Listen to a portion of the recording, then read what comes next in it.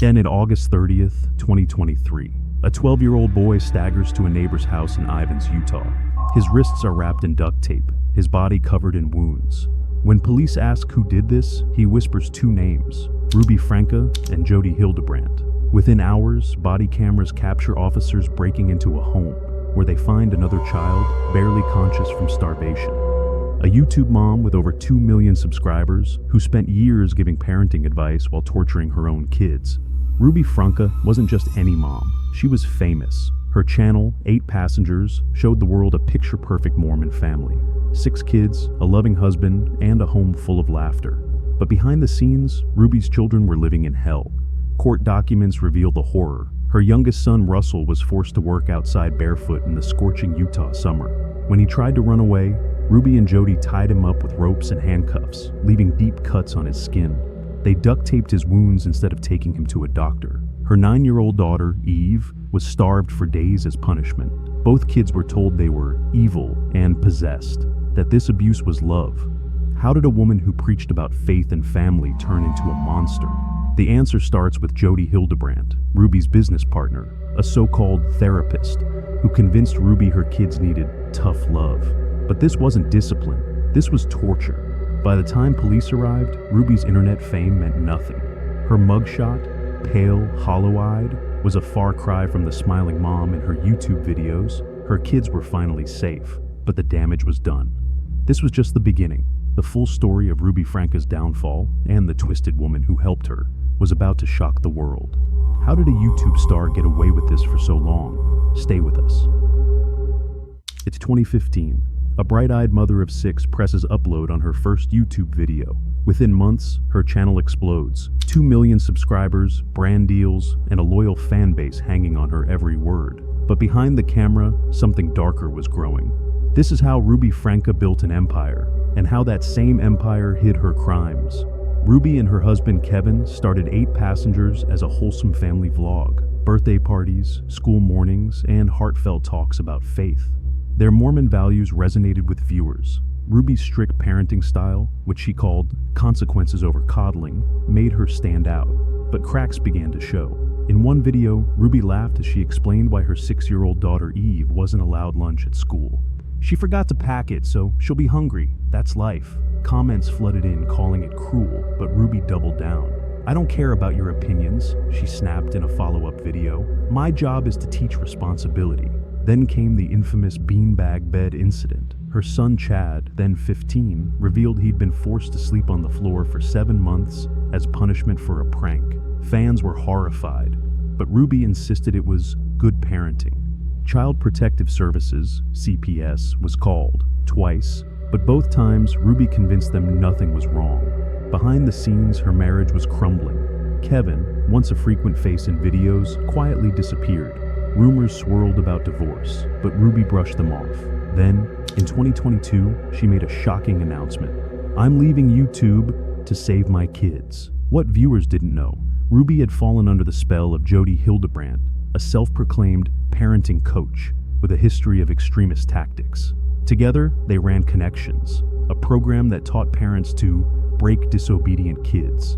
Former members later described it as a cult, one Ruby was now fully trapped in. The stage was set for disaster. With her family isolated and her critics silenced, Ruby's final descent into abuse was about to begin. How did Jodi Hildebrandt brainwash Ruby?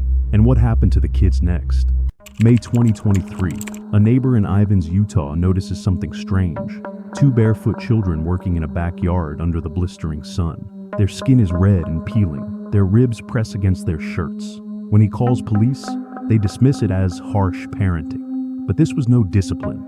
It was a prison, and the warden was a woman the world knew as Mom. For months, Ruby Franke and Jodi Hildebrandt turned a suburban home into a torture chamber. Court documents reveal Russell, 12, was forced to stand in direct sunlight for days, his skin blistering so badly it peeled off in sheets. When he begged for water, they duct-taped his mouth shut. Eve, 9, was made to run barefoot on scorching pavement until her feet bled. At night, she slept tied to a rope anchored to the wall. Both children were fed only rice and raw oats, while Ruby and Jodi ate full meals in front of them. The worst came after Russell tried to escape in July. As punishment, 1. They bound his wrists and ankles with rope, then hoisted him into a stress position for hours. 2. Ruby kicked him while wearing boots, then held his head underwater until he passed out. 3.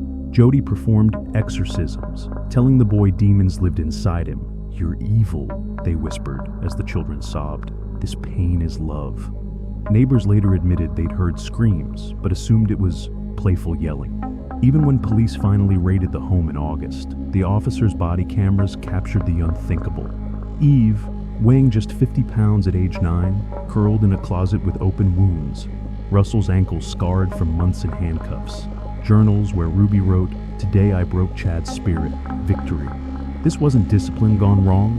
It was calculated sadism, and the final confession would shock even hardened detectives. How did Ruby explain this to a judge? December 18th, 2023. A Utah courtroom falls silent as Ruby Franke, once the internet's perfect mom, stands in an orange jumpsuit. The judge asks how she pleads to charges of torturing her children. For a moment, no one breathes. Then, her voice cracks. Guilty. What came next wasn't just an admission. It was a horror story no one saw coming. Ruby's plea deal revealed new nightmares. She admitted to kicking Russell while wearing steel-toe boots, leaving internal bleeding. Confirmed holding Eve underwater as punishment for lying. Detailed how she and Jodi used handcuffs meant for prisoners, not children. But the most chilling part? Ruby's own words. "With my deepest regret, I failed my children." Yet, survivors say there was no remorse when it happened. Former ConneXions members describe Ruby laughing as kids vomited from hunger, calling it sin leaving their bodies. Police found her handwritten notes planning punishments like Day 3, no food, rope training, break the will. The judge sentenced her to 60 years in prison, but the real shock came next. To avoid trial, Ruby agreed to testify against Jodi, and what she promised to reveal would expose a network of abuse stretching far beyond her home. This wasn't one mom snapping, it was a cult-like system, and Ruby was about to blow it wide open. Who else was involved? Uncovers Jodi Hildebrandt's dark past. The 2008. A Utah therapist named Jodi Hildebrandt loses her license after forcing a patient to strip naked during a therapy session. Fast forward 15 years, she's manipulating Ruby Franke into torturing her own children. This wasn't just one evil woman. This was a predator who built an empire on breaking families. Court records revealed Jodi's playbook. First, she convinced parents their spouses were toxic. Kevin Franke was forced to move out after Jodi declared him spiritually dangerous. Then, she cut kids off from friends. Ruby's children weren't allowed to speak to cousins for 2 years. Jodi diagnosed every misbehaving child as possessed. Her treatment? Sleep deprivation, bondage, and telling 6-year-olds the devil lives in your bones. Day 4. Withhold all meals until child admits they're evil. Former clients came forward with identical stories. One mom duct-taped her son's mouth for crying because Jodi said tears are manipulation. A father testified. Jodi made his daughter kneel on rice for 8 hours to purge her sins. Despite multiple complaints, Utah's licensing board let Jodi keep working. Why? She donated heavily to Mormon causes. Powerful clients, including doctors and politicians, defended her. This wasn't just 2 women, it was a system that looked the other way, until a 12-year-old boy crawled to freedom. In 2019, a 14-year-old girl writes a desperate letter to Utah's Child Services. Jodi says, "My parents will go to hell if they love me. Please help." The caseworker closes the file after 1 visit. 4 years later, that same girl would testify against Ruby Franke with scars from the same ropes used on Russell and Eve. Police discovered Jodi didn't just abuse Ruby's kids. Through her ConneXions program, she had created a web of at least 17 families who practiced the same tortures. Parents in Arizona locked children in dog kennels for disobedience, citing Jodi's teachings. One boy's spine was permanently damaged from being forced to carry heavy rocks for hours. An Idaho wilderness program used Jodi's manuals. Teens were starved for 72 hours as cleansing. Survivors revealed a system that protected Jodi. Jodi twisted LDS teachings, telling leaders abused kids were unworthy. Bishops, who knew about the Franke case, later admitted, "We thought it was strict parenting." Utah's lax homeschooling laws let parents hide kids. Ruby pulled all 6 children from school in 2021, the same year CPS last visited. Fans who reported Ruby's videos got automated replies, "No violation found." Her channel stayed monetized until after her arrest. Only one person escaped Jodi's inner circle and talked, her niece Jessie. who spent 3 years as a teen. She'd make me sleep outside in snowstorms to kill the sinner in me. When I reported her, the police said Mormon discipline isn't illegal. This was bigger than 2 women. It was a failure of every system meant to protect children. What happened to Ruby's kids after the trial?